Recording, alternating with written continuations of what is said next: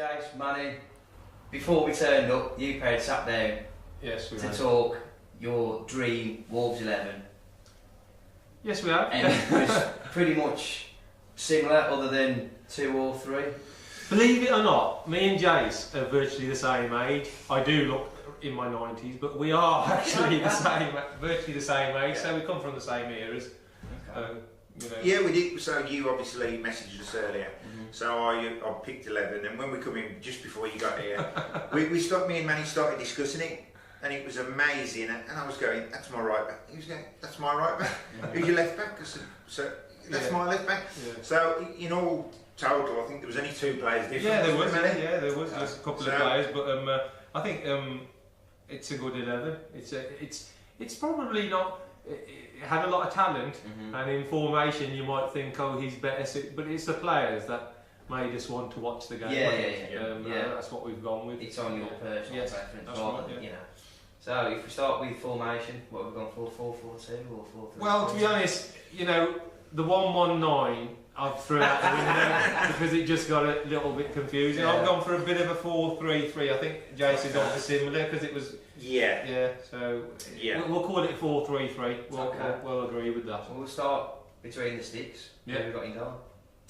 Well, fortunately, or unfortunately, I know Matt Murray, good mate of mine, but I know Matt and Carl. Yeah. And I couldn't choose between them because they're both fantastic goalkeepers. They both look the same, and they've both done a lot for the club. So to make it fair, I chose Rui Patricia. And it's only because, I mean, Rui's just fantastic. Yeah. He's going to be 10 points to us this season and some. So for me, Patricia in goal. Yeah. Rui probably is technically the best goalkeeper that I've seen down there, but I have actually picked Matt Murray. And I loved watching him when he came through as a kid.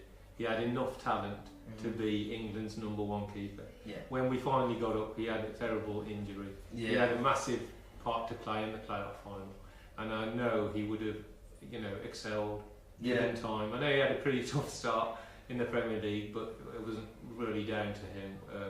So I've gone with Matt, big Matt in goal. Well, look, you know, you'll see it knocked about a lot, and when it was his testimonial, I ripped it in a little book, you know, and I think they picked up tweets, and there's a lot of people out there that did say, had he not been injured that Premier League season, he would have gone on. He would have played. Big better. I think England #1 Premier League starter every week. Yeah, and I think that would have definitely been the case, but he was so unfortunate. Yeah. That year we were him and Jody on. You know, we had the same with Lescott as well. We were injured. Both of them had, you know, they were very, very good players. Our 2 best players straight away were out. So I've gone with Matt.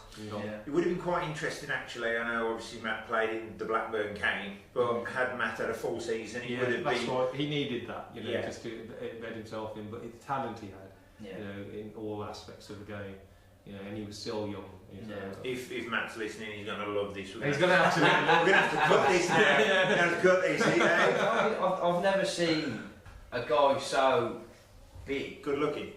Well, I've got close enough. No, he's so big. Yet he was so agile. Yeah, he was. Yeah, he had an amazing presence, didn't he? To be honest, that's exactly what you said. The presence, the size of him. It was when you meet him. I'm 6 foot, and I'm still doing this when I see him. And you could imagine if you're a striker in the box and he's running out to claim the ball, you might let him just catch the ball. We'll start on defence. We'll start at the right back, and then we'll move across. We've gone right once again, we agreed on right backs, so obviously there's a lot of choice at right backs. As me and Manny are from the same era, Manny's first match was in 1986, mine was in 1989. Okay. So we chose a player, we both chose him, Andy Thompson. For me, Andy Thompson, 461 games, I think, for Wolves, all competitions, which is, I think he's in the top 5-6 appearance holders at Wolves. Great player, you know. Once again, on that, I'll never forget the resurgence from the 4th to the 3rd and then to the 2nd, where we stopped for 18 odd years, etc. But he was a pivotal part in that growth and development of the team, and you know, for me, he's the best right back I've seen at Wolves. definitely. Best right back, penalties. You've ever seen. In fact, he missed against Sheffield Wednesday in the most famous penalty shootout we ever had, one of the great games of the Wolves. But I don't think he ever missed another penalty. I can't really recall. But he was you're guaranteed 7 out of 10 on his bad day. He was a great player. He came in that amazing deal with Steve Ball. For absolutely bright orange cortina. Absolutely amazing. And still to this day, he champions the club. He commentates on the games. He's always there. You know, and it's very rare you see a guy go 30 years and just be linked to one club. I know we talk about our famous number 9, but Tomo is right up there with his loyalty and his passion for the club. So we've gone for the same right back. Centre back partnership. I went for a little bit different here. Only a little bit. First one was Dean Richards. Obviously, Dean was a big signing at the time. I mean, we was his first. He come from Bradford. He did, so we was a big, real test for him, and he was fantastic. And you can see that by him going on to play for Tottenham Hotspur, etc. You know, sadly, obviously Dean passed away, but what a player. Partnering Dean, once again, a good friend of mine. I was very, very fortunate to be chairman of his testimonial committee, Jody Craddock. And with Jody, 10 long years at the club, and he would literally put his head between a ball and a boot if he would, you know, stop the opposition from scoring. You know, every week he'd give 100%, and he's always wanted that, you know, that you'd want in your team. When he went on loan to Stoke, I think once again that was it was a bit of a blessing in disguise, really, because he come back almost a new player again, and we all know the backhanded compliment song. But so for me, Jody and Dean Richards. I've gone for the same. Dean Richards, when he joined the club, I think it was 1.8 million. Back then was a huge fee for a centre half. And from a fairly unfashionable club, Bradford, so it was a big fee. He was linked with a lot of big clubs. And we've had a lot of centre-halves in the past who like to clear the lines, but Dean was one of the first who actually put his foot on the ball. He looked forward, and he came out of defence, and he just looked like a Rolls Royce, you know that word, Rolls Royce in a player. That's what Dean Richards was, and he was a joy to watch. I'm sure if he was in a different era, in this current era, he'd be absolutely fantastic with our side. So I've gone for Dean. We all know his story and you know, terrible illness that he suffered, but definitely that's my. And the other one I've gone for actually is John DeWolf. When John joined the club, our club wasn't really going anywhere. I don't think. We were sort of stagnating in the Championship year after year. And when he came in, he just had a presence to him. He used to throw defenders into position. I remember the once playing Derby at home, we won 3-0. It was a game where Tony Daly scored a goal for us, and that's quite a rare event.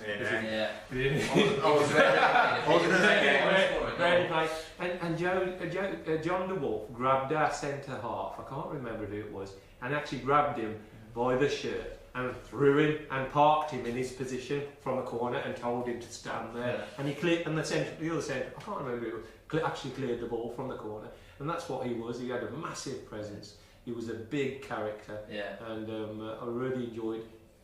I was sort of watching him right in the prime when I used to sort of go down to the Wolves, and I was regularly starting attending, you know, the matches. So great player. Not a lot of pace, but the character. Did he have a beard like you as well, Manny? Yeah, I think that's where. I think that's not quite as good as Manny. I had to get someone with a beard. Manny DeWolf. Manny DeWolf. Yeah.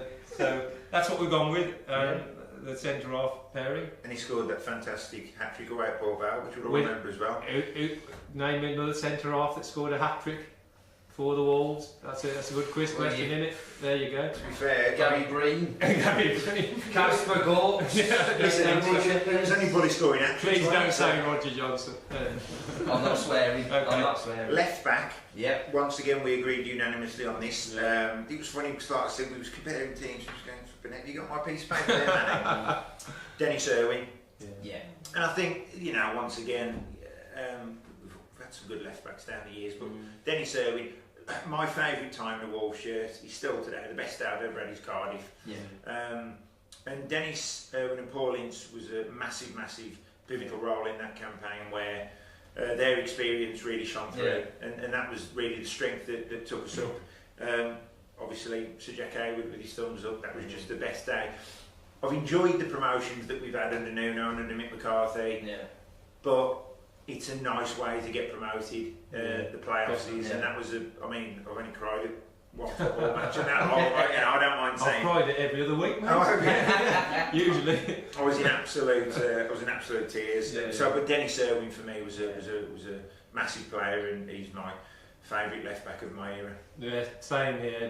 Getting Dennis from Manchester United. Yeah, after like 12 years. We didn't really have, the prowess that we've got in the transfer market back then that we have now, and to attract him, how many trophies has he won? You couldn't count them. Champions League. And he was, you speak to United fans in that team, the way we talk about Tomo for our team, that's what he meant to Manchester United, and to get that level of experience. Great free kick as well. Great delivery from the fullback. He was just again, the perfect complement to this 11. I think at that time as well, when we signed him, he was actually the most decorated Man United player of all time. He won more medals than anybody at the time. So that was a massive coup for us. So we've gone with Dennis. There wasn't really anybody else, to be honest. I mean, we had some good players yet, but that was definitely our favourite left. Moving into midfield, we've got central. It's the same.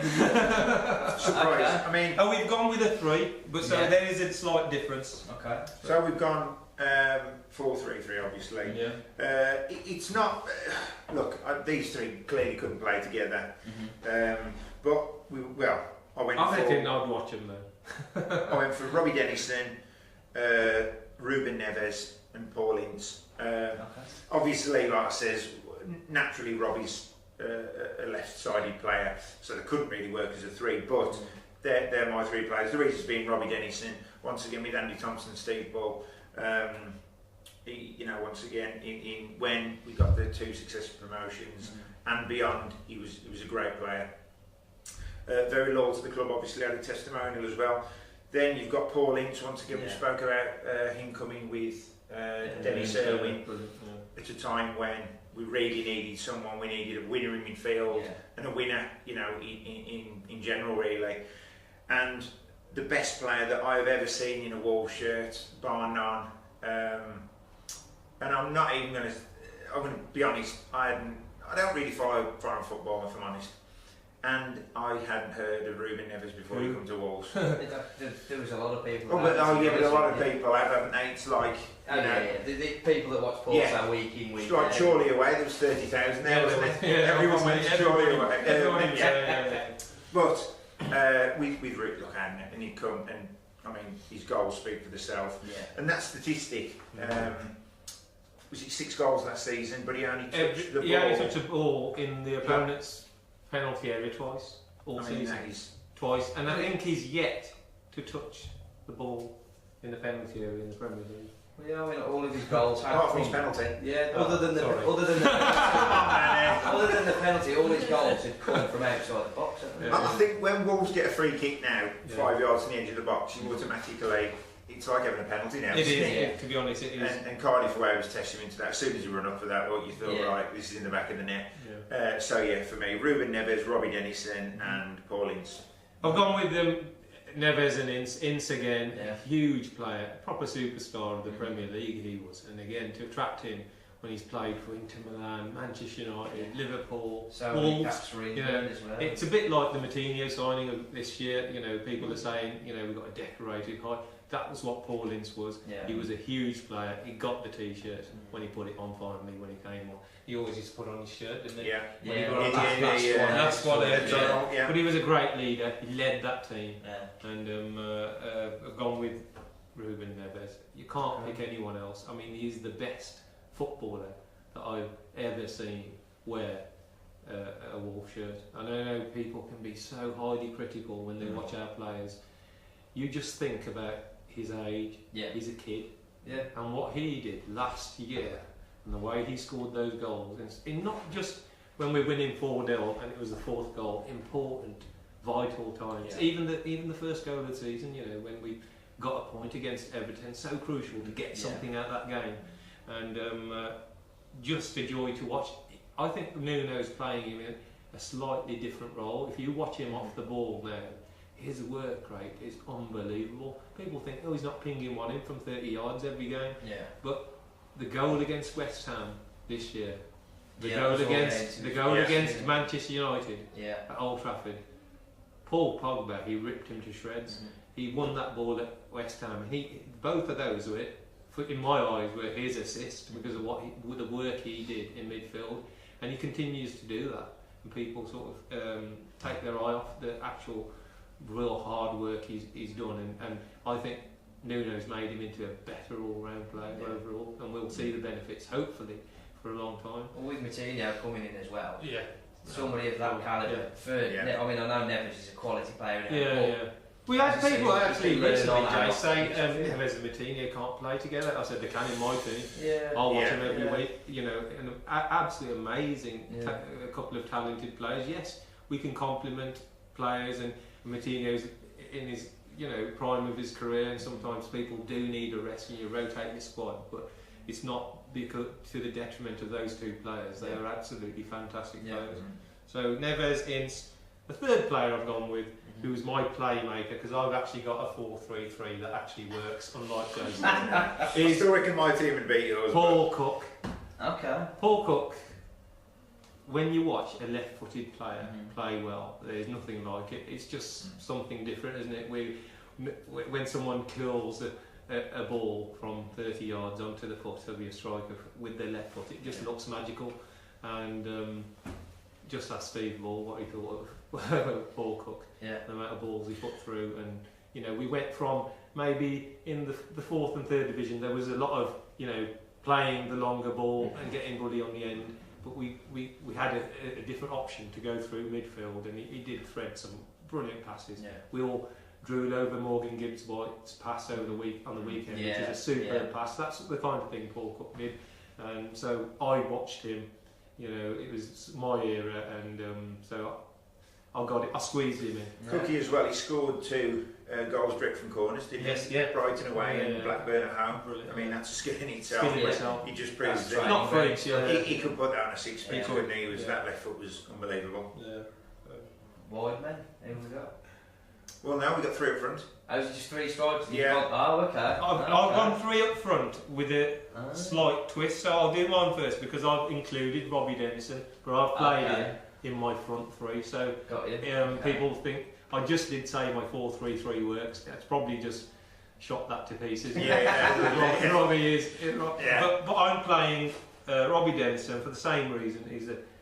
Again, he came in that era with Bully and Tomo from them lot down the road, and he had a great career. Even to this day, he still does a lot for the club, has a lot of passion for the club, and again, another magician. I think remember that goal he scored against Man City at home, curled it in.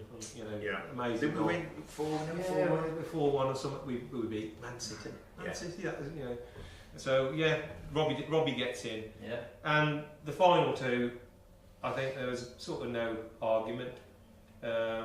Robbie Keane, when he came on the scene, that rhymes. Robbie Keane. Anyway, when he came on the scene, he was probably the first ever youngster that we'd produced from a sort of. I know we'd got him from Ireland, but he come through a little bit of our youth setup as well, and he just put you on the edge of your seat.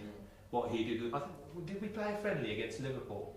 And we played a friendly, pre-season friendly, and he had the ball in the corner, and he did some sort of skill, and he took on a couple of Liverpool stalwarts, and it was just, that's the only thing we remember from the game because it was magical. And in those type of moments, that's what you pay money for, seeing that, and Robbie did that. He was 17 when he made his debut, and there was no hesitating, he was straight. We talk about young players, such as obviously Neves and 21 and 17. I mean, couldn't even time a duration. 21 and these players like the Premier League. So Robbie, we've got him in both of us. Okay. The final one is the legend, the obvious one, and if anybody doesn't include him in their all-time 11, they're not a Wolves fan. You know, you'd be mad. There's no way. Yeah. He's a legend that even to this day, when he walks down the street, if you know, people will turn to Bully. It doesn't matter if any of the current players are walking in the same direction. His loyalty, but his goal record. I mean, if you think about it, people say, "Oh, yeah, he played in the 4th and the 3rd division." You name me another player that scored 102 goals in 2 seasons. It's unreal. I think he scored 10 in a week. 10 in a week. We're crying for 10 in a season. I think he scored 4 against Port Vale, then he scored a hat-trick in the Sherpa van in the midweek, then he scored another 2 on the Saturday. He scored 10 in a week the once. It's unreal. His record was ridiculous. Yeah. He got in the England squad. Yeah. We're in the 3rd division. Yeah. 3rd division, Bobby Robson mentioned him. We thought, nah, he ain't going to get in the England squad. Not only got in there, he got on. I remember that game because the Liverpool and Arsenal players couldn't play in that England-Scotland game because they had a really important league match, a title decider that season. And Bully, John Fashanu and Nigel Clough were the strikers. Tony Cottee was playing. When Tony Cottee went down injured, I thought, well, that's John Fashanu, isn't it? Well, I think, sorry, it was John Fashanu who went down injured. I thought, that's Nigel Clough. Nigel Clough went to warm up, and I thought, well, it'll definitely be him because he's a prep. And then Bobby Robson looked towards the Bully and says, "Get your shirt on, mate, you're going on." And that was one of the proudest moments for me as a Wolves fan, seeing Steve Ball go on that pitch when he scored. Yeah. We bought a new settee the next day because I broke the one we had. I jumped that much. Is this true, Mrs. Manny? She wasn't with me then. She wasn't already. I'll leave that there. Okay, well, edit cut. Yeah, I'm sure Jace has got many stories about Bully. My 3 up front were Robbie Keane once again. You know, I don't think he was the finished article of Wolves. No, he wasn't. He went on to great things. So too early, do you think? Yeah, I think so. I mean, I don't think Coventry was the greatest move for him, but he was in the top flight at the time. Yeah. He needed to play in the top flight. He then went on to Inter Milan, Leeds, Liverpool. So, you know, he had all his former boyhood clubs. Yes, stood on the cop. Stood on the cop, And the 2 up front, I was going to go for Steve Bull and Andy Much. Obviously, Steve Bull, 306 goals, 18 hat-tricks. And people that say he didn't do it in the top flight, he scored goals for England and he's playing in the World Cup. But instead of partnering with Muchie, as much as I like Andy Much, and I think he's, you know, once again, in my era, Sylvan Ebanks-Blake. And I think that promotion campaign, you know, he was just on fire, he was unplayable at times. We all remember the goal against Charlton away. We watched that on YouTube all the time. That's one of my... let me tell you, if you saw Yotta or Traore or do that now, it would be on every channel. Messi or Ronaldo did that. It was, and that was just... And for me, you know, at that time, you'll remember the music coming on when he scored. That, once again, that was a great era. So up front, Robbie Keane, Steve Bull, Sylvan, and I've got Robbie in midfield. And then we come on to manager. Manager? I wonder who. I can't believe you put Dean Saunders, Manny. I mean, sold that in the delete. He was highly underrated, was our Dean. No, and you know what? Let's get it up the pitch quick. Let's just think about we had that era not very long ago. I know. Dean Saunders. And then you all remember, and you'll all be blessed and thankful for this time that we've got now. The manager we've picked is the best manager. You know, Stan Cullis obviously is a legend, and we won everything under him. That's not my era. They're stories that I listen to. Yeah. In our era, there's nobody that comes close. Nowhere near. I mean, I think the only person that is going to emulate our great managers of the 50s, 60s, etc. And times is going to be Nuno. The players that he's attracting, the football he's playing. The beard he's growing. There's only one other manager who, once again from my area, which is Graham Turner, and that's because, you know... From the way he turns it round. He's massive in our success. I mean, there's good shouts for a lot of managers, to be honest. I mean, Kenny Jackett. Yeah. You know, League One was when my 2 sons started going to watch football. When you go to watch football, you want your team to win, and we won every week. So it was a great time, and he really started the ball rolling again from an absolute terrible era that we were in. So he gets a shout out as well. But Nuno, the way he speaks, you listen. When the interview mic is in front of him, everyone stops. You tell everyone to shout. And he does speak sense, doesn't he? He doesn't speak in cliches. No. And you know, by his own admission, he's not the finished article. You know, he's still learning. He's still keen to learn, progress. He lives and breathes football. And that's shown in the side. There's one fan who's got a young child with her, and they come to every match, and he's just made it a tradition to go and see them in the stands after every home match. And he has a picture taken with this young fan every single game. Okay. Because it's just started and he's just got used to it. And if you think about it, he's a Premier League manager. There's only 20 of them. It's supposed to be the best league in the world. These people don't have a minute for anybody. They're that busy. For him to take that time out and appreciate. Has he ever done an interview without mentioning the fans? I don't know. Oh no, not at all. But I think he's not. Like, from what I've heard, he's not overly keen on doing the press work. So the way he sits down and puts himself across, to me, it's fantastic. Considering he doesn't particularly want to be. But he keeps the players so grounded. When someone says, "Oh, Ruben Neves, what a fantastic free kick," he'll say he could do more. And that's the unfair criticism by Mr. Neil Warnock was, in a game like that, obviously we're not going to see an ending like that to a game. Of course we're not. It was a rare moment. He's obviously that elated. He was expecting to relay for Cardiff to equalise twice in a matter of seconds. Yeah. And as soon as the whistle goes, he just wanted to celebrate. Yes, it was no slant on Neil Warnock, and it was just. I think it was took out of proportion. And with the same with the Middlesbrough game. I mean, with 9 men, the way it was hung on. And it was like, it's a crucial time of the season. But with the greatest respect to Neil Warnock commenting on other people's sportsmanship, well, it's quite rich coming from him, isn't it? Yeah, the Battle of Bramall Lane speaks for itself.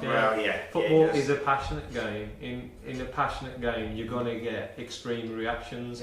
Even if somebody gets sent off for doing something silly, you can sort of understand why these passions Crystal City, and it does happen. But that gave us our best gift that we've ever used, isn't it? When he's celebrating in front of those 2 old guys. So thank the referee for sending him to the stands and it just shows you the reality of life.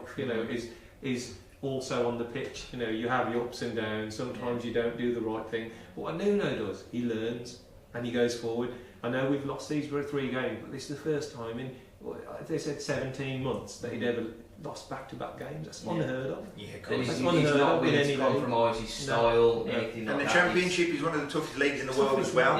Not the best, but one of the toughest. And to come from abroad straight into that, and to smash the league the way that they did. A lot of other managers have failed. And we got one of his tarts here. Yes, Nuno had a tart. You might have to edit that bit. Brilliant. Are they good, aren't they, Manny? Oh, you didn't have one, did you? I'm vegan, so I didn't have one. Anyway. They're not as good as your samosas. They're not as good Very good. Right, so happy days. All done. I've got to ask, with the difference in your 2-3 players, which side do you think edges it? Right. Or are you just going to be straight bias? See, the power of Nuno is in the beard. Nobody knows this, and Jason lacks in that respect. I think Robbie Dennison would. I know. In fact, I'm 41 and I've just managed to muster this up. I would say Robbie Dennison would refuse to play for you in midfield. I don't think Robbie Dennison. Oh no, sorry, refuse to play for you in attack. In attack, okay. Robbie can play left wing and would still beat you. Actually, we'd only have, believe it or not, 14 players on the pitch. I know, yeah. Because 9 of them are the same. So I think Patricia would be 7 aside, wouldn't it? Patricia would pull a worldie out last minute as well. No, it's a fan. To be honest, we've picked a side of players that excited us. I can't believe how similar there was. I think it just shows you, fans are very similar in the things. The things that really impress us are we have our difference of opinions, but if we sit down and take a step back, we'll all agree that we're on a fantastic journey, it continues, and it doesn't end just because we lose a few matches. No, I think that sort of being a reality check to say, look, you know, we have only just gone up. Yeah. You know, it's still a learning curve, and you know, we're not the finished article, and there is a lot more to come. There definitely is. You look at Jimenez, you know, Raul Jimenez. He's got 3 goals. People don't actually appreciate. He's at the post. He had one ruled offside, which was definite goal. Yeah. He had that goal against Man City, which he should have held his run. Everybody knows. Yeah. So he could easily have been on like 7 goals. Yeah. He could have been joint top scorer very easily. He's had those, you know, opportunities. And he created a lot of them. That's the kind of level when people say, "Oh, we haven't got a striker." We have actually got players down there. We've got a lot of options, haven't we? We have got. I think one I sorry to interrupt. The one I feel really sorry for is Leo Bonatini. Yeah. Because he does get a bit of unfair criticism, in my opinion. The start he had last season.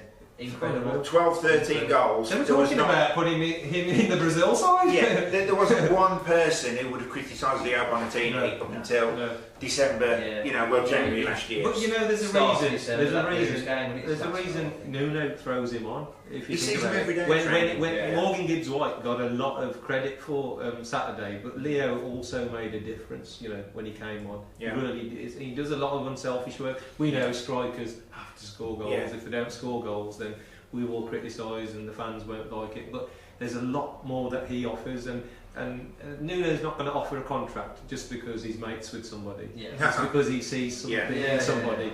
And he believes in it. And I think as an impact player, until he gets his confidence back, because I think he is lacking in a bit of confidence. You know, he can still do a good job for us. Maybe, you know, if we get another striker in January, which, you know, Fosun aren't going to stop still. Let's be honest, they're not going to. They've actually shocked us with what they've done. We didn't think it would be this good. I don't think he'll spell it hurt Bonatini getting a bit of confidence. That's right. No. It's the thing. He's a confidence player. You speak to Costa, Neves, and the other players what they think of Bonatini. Of course. And they don't. Look, they're all playing together in training every day, and we've still got a lot of options, haven't we? With Caballero, Costa. They're learning. They're going forward, and you know, the second half against Spurs, particularly, they were on the back foot. We know what happened at Brighton. You know, you don't go to an away Premier League match and have 27 chances and 60% if you don't know how to play the game. Yeah. And I do think as well, Nuno, he's going to chuck a couple of wild cards in before the end of the season. I think there's some great young players coming through. Niall Ennis, Benny Ashley-Seal, and I think they're going to be given an opportunity at some point. And Ryan Giles. Yeah, I mean, look, he's something. You know, this is what I'm saying. Have we had that time? We just saw that Robbie Keane excited us. Suddenly we've got a lot of different exciting players. It just shows you the investment is not in the first team only. Yeah, it's right from grassroots, and it's the training ground. I thought the training ground was absolutely amazing. But they've just spent how much money making it bigger and making it better, and getting the best coaches and the best staff. So I've thought of an idea as well, Manny. Bargee on the beach, Brighton away. Brighton away, Bargee on the beach, come on. It's happening. Get me a ticket, somebody. Get Manny a ticket. Yeah, get me a ticket. Bargee on the beach. We've already played Brighton. There you go. We'll have to edit that one. Next season. That's next season. Bournemouth. Bournemouth, that's the one. Bournemouth, Bargee on the beach. That's the one I meant to say, actually. Yeah, okay. Lads, we'll see you there. Brilliant talking. Cheers, Alex, Robert. Thank you. Cheers.